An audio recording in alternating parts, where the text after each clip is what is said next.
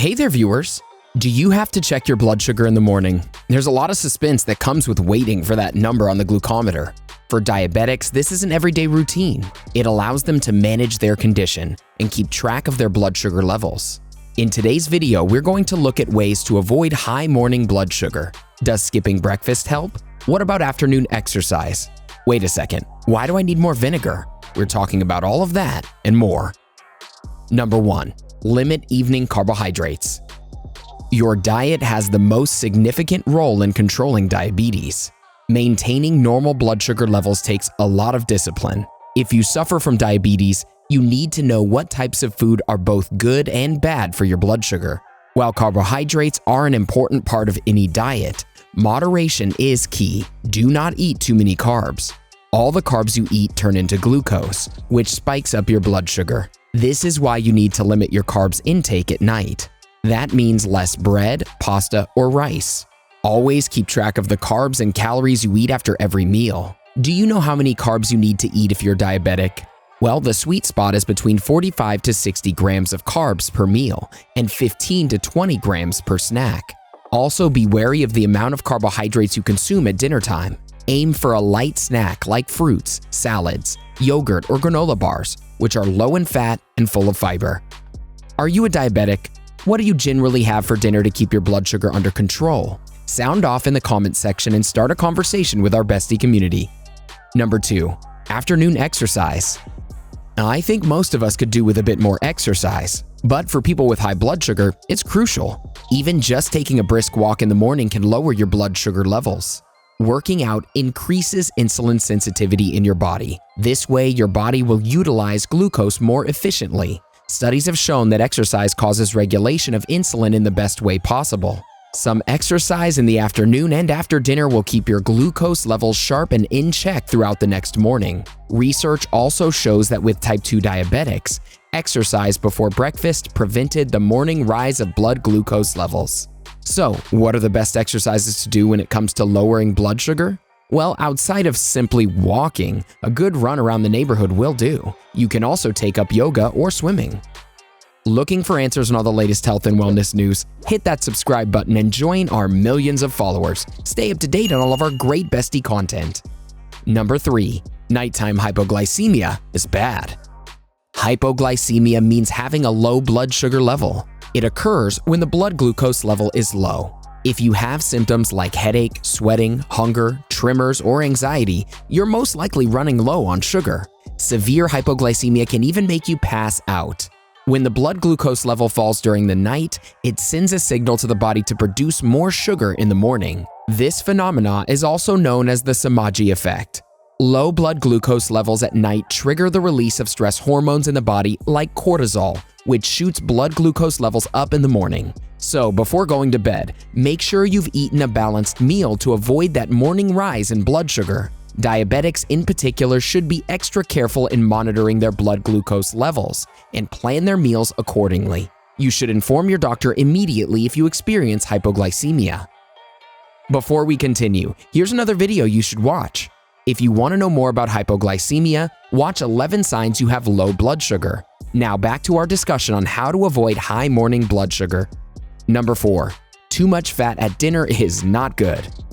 Contrary to popular belief, not all fats are bad. Fats are very important for your mental and physical health. But again, bad fats can cause your health to deteriorate in the long run. Eating healthy fats is great, but like I said, moderation is the key. Eating too much fat, even if it's healthy, can impact your blood sugar. When you eat too much fat at dinner, it delays the timing of your post-meal sugar spike early in the morning. The reason behind this is that fat slows the metabolism and digestion process. Along with this, fats have a high risk of causing obesity, which contributes to diabetes. Having a high-protein diet is much better for people with diabetes. There are 2 types of fats to go for. There are polyunsaturated fatty acids and monosaturated fatty acids. Avoid saturated or trans fats, which can clog your arteries and lead to several problems. Some excellent foods with MUFAs and PUFAs include oily fish like salmon, sardines, canola oil, walnuts, almonds, peanuts, and olive oil. Examples of saturated fats and trans fats to avoid include butter, lard, ground beef, sausage, bacon, full-fat cheese, and cream. Number 5. Vinegar supplementation. I know, most of us probably associate vinegar with a gross smell and an even worse taste. Well, let me tell you, vinegar has a lot of benefits for your health. It's really helpful in preventing fluctuations in your blood sugar. It's an affordable and easy available option to combat that morning rise in sugar. HbA1c is a blood test that doctors ask you to do to assess your blood sugar. A study found that a small reduction in HbA1c was observed after 8 to 12 weeks of taking vinegar. This is because vinegar is believed to suppress your sucrose metabolism into glucose and fructose. The easiest way to consume vinegar is to take apple cider vinegar. It's been proven that it can lower your morning blood sugar level. It has the potential to lower HbA1c levels. Number 6. Take insulin after waking up. Diabetics take insulin when their blood sugar levels spike during the day. So if your morning blood sugar is constantly high over a few days, taking insulin after waking up is a good idea. This will combat that morning rise in blood sugar. Keep a record of your morning sugar levels for a few days. When you're ready, contact your healthcare provider regarding the dose of insulin you need to take. Number 7. Do not skip your breakfast.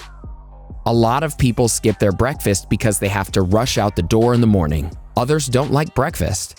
However, skipping your breakfast is not a good idea for your blood sugar levels. If you skip your breakfast, your blood sugar levels fall, which triggers a rebound increase in sugar. So, have a balanced meal in the morning that's rich in fiber and low in simple carbs. Number 8. Increasing BMR in the morning. Your basal metabolic rate, or BMR, is the number of calories you need in your body to keep it functioning while resting. When you increase your BMR in the early morning, your body releases more insulin, which will stop your liver from dumping so much glucose. In the end, this will prevent your blood sugar from spiking too high. Number 9. Staying connected to your healthcare provider. Morning sugar control needs the proper approach, which will require help from your healthcare providers. Making changes to your diet and lifestyle should be done in coordination with your doctor's orders. They should be informed and asked about any medication changes, along with changes to your diet, exercise routines, and tests you may need to undergo.